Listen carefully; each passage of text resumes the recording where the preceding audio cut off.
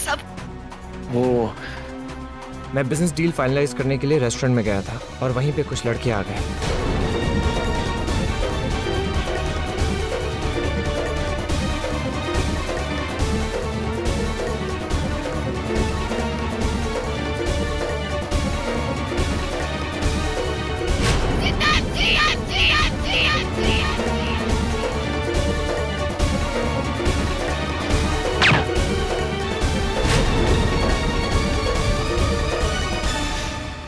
सिद्धांत जी, वहां मुंबई में इतना सब कुछ हो गया और हम में से किसी को आपने खबर करना सही नहीं समझा।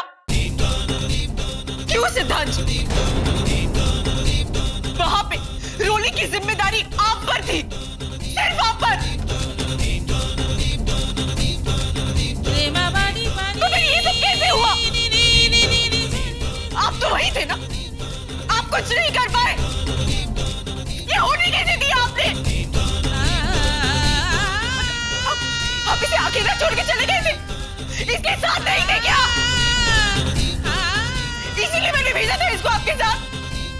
अब जवाब क्यों नहीं देती? अब क्यों खामोश है? बोलिए।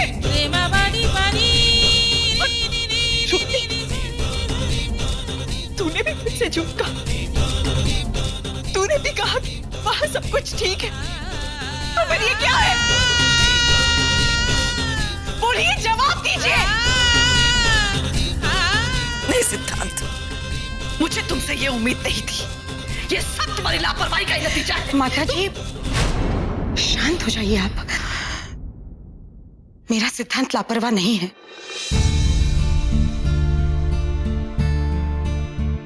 उसने कोई गलती नहीं की है सिमर।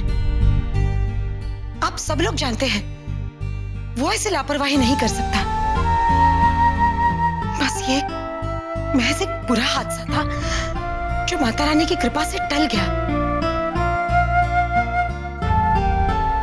हमें तो भगवान का शुक्रिया अदा करना चाहिए कि हमारी रोली ठीक है, सही सलामत है। माता रानी की बड़ी कृपा है। माँ जी सही कह रही हैं। इस हादसे में सिद्धांत जी की कोई गलती नहीं। वहां अचानक मैं पहुंच गई थी, इसलिए ये सब हो गया और मैंने इन्हें रोका था आपको बताने से।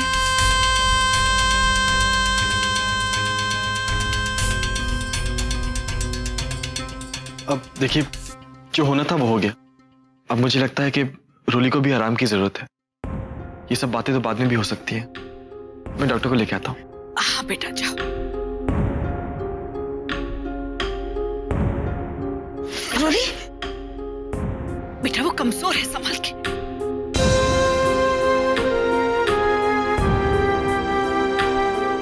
आप दोनों कमरे में जाके आराम कीजिए, मैं जूस लेके आती हूँ। हाँ बेटा।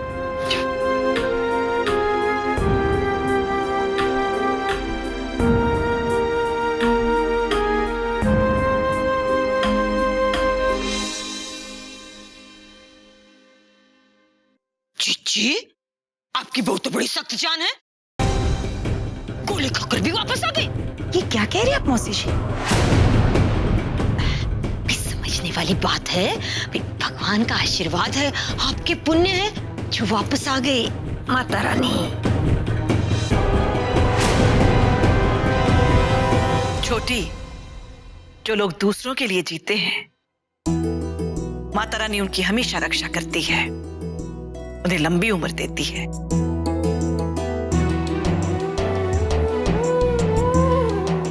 ये तो माता रानी का लाख लाख शुक्र है कि हमारी रोली की जान बच गई। ऐसी कृपा बनाए रखना। रोली, ड्रेसेस वहां ऊपर। या right hand side, left side? नहीं नहीं, वहां। रोली,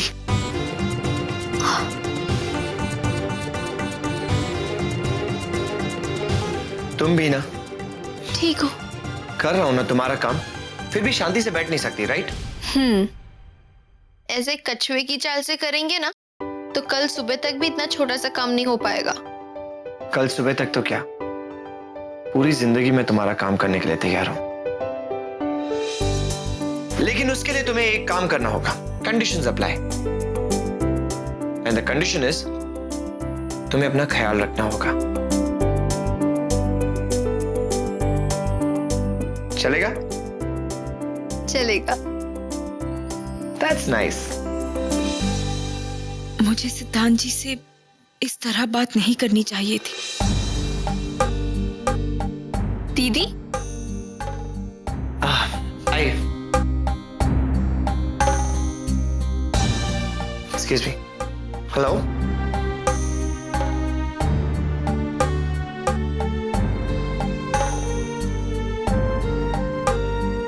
रोली,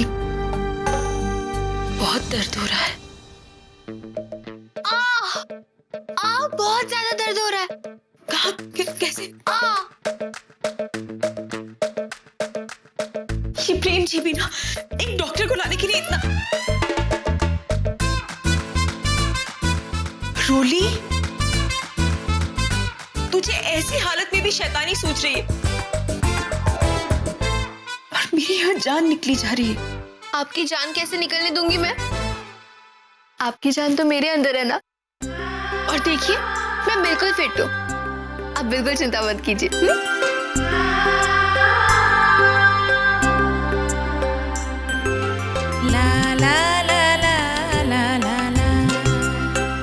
आइए।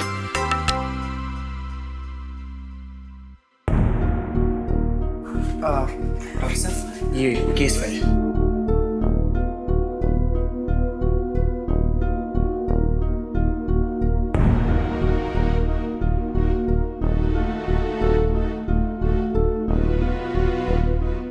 हाथ दिखाइए।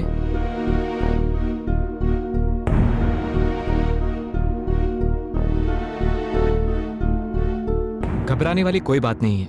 वैसे मुंबई के डॉक्टरों ने अपने काम को बखूबी अंजाम दिया है।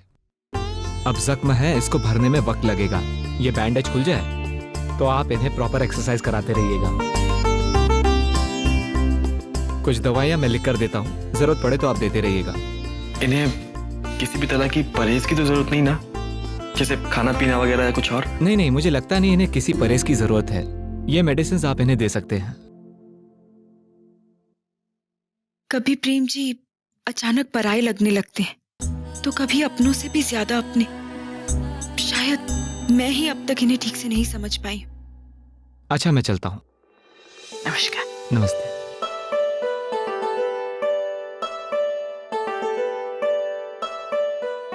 मैं भी आता हूँ।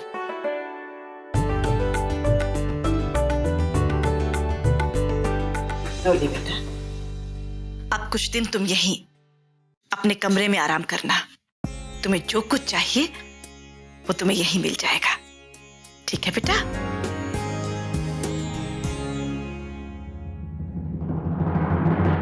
रोली, वही तो समझने वाली बात है कि तुम कितनी भाग्यवान हो कि तुम्हें जिज्जी जैसी सास मिली है। और एक तरफ तुम्हारे माँ बाप है जिनका कोई अता पता नहीं, न फोन किया न खुद आए। नहीं मौसी जी, वो तो मैंने अभी तक पापा को फोन नहीं किया। अरे अब नहीं बताओगी तो कब बताओगी? कोई मुहूर्त है क्या? फिर कुछ और ज्यादा हो जाएगा उसके बाद बताओगी? छोटी, मुंह खोलने से पहले एक बार सोच लिया करो कि क्या बोल रही हो। सिमर के कहने का मतलब ये था कि अभी कुछ ही महीनों पहले जमुना लाल जी को दिल का दौरा पड़ा है। ऐसे में उन्हें रोली की खबर देंगे तो वो ठीक नहीं होगा। हाँ जी, समझने वाली बात है भाई, उन्हें भी तो कुछ हो सकता है।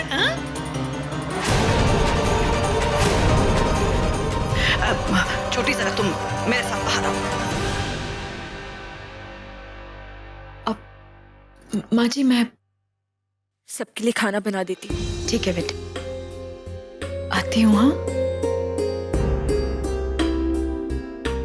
करुणा, अचार बनाने के लिए जो कैरी काट के रखी है उसे छत पर ले जा। उमा परी, तुम भी मदद करो।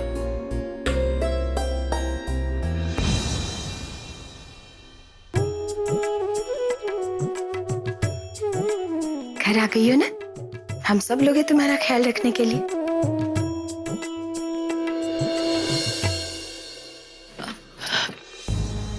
सिद्धांत जी, आई एम सॉरी।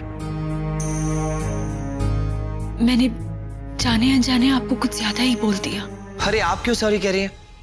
अगर आप मुझ पर गुस्सा नहीं करती तो मुझे जरूर बुरा लगता, क्योंकि आपके गुस्से में रोली के लिए प्यार था। लेकिन मैंने जबरदस्ती आप दोनों को मुंबई के ट्रिप पे भेजा था। अब तो मुझे ऐसा लग रहा है कि काश मैं आप लोगों को ना भेजती। अरे नहीं नहीं, अगर आप और प्रेम हमें मुंबई नहीं भेजते तो मुझे कैसे एहसास होता कि मैं रोली से कितना।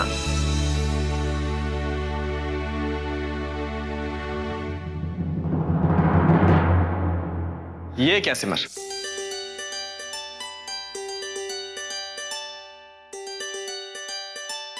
आप फिर से मेरी भाई की क्लास ले रही हैं? नहीं नहीं, मैं अरे नहीं नहीं, ऐसी कोई बात नहीं है।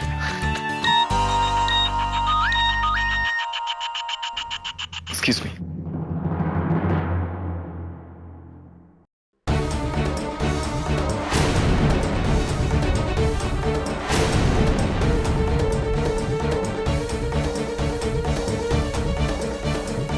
क्या हुआ प्रेम जी, सब ठीक है ना? हाँ सिमर, सब ठीक है, कुछ नहीं, बस ऐसे ही। अब सिमर, आप जाके लंच बनाइए ना, थोड़ी देर में सबको बहुत भूख लगने वाली है ना सिद्धांत? हाँ, रोली भी अकेली है, मैं उसके पास जाता हूँ।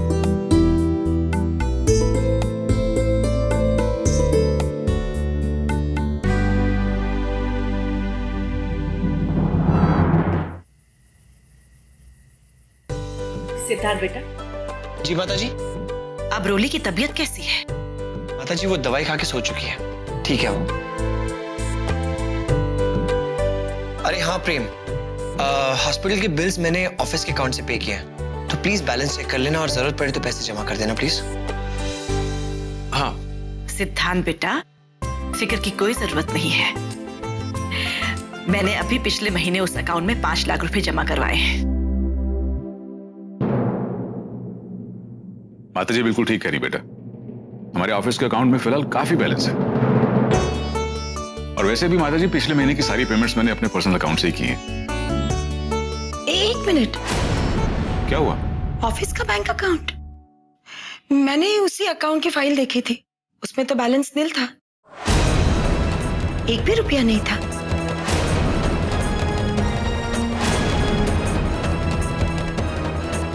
नहीं था? आपको कोई गलत फहमी हुई होगी सुजाता जी, आपने जरूर कोई दूसरी फाइल देख ली होगी। बुरा मत मानिएगा, बैंक का हिसाब किताब देखना आपके बस की बात नहीं है। आप घर के कामों में ही ध्यान लगाइएगा।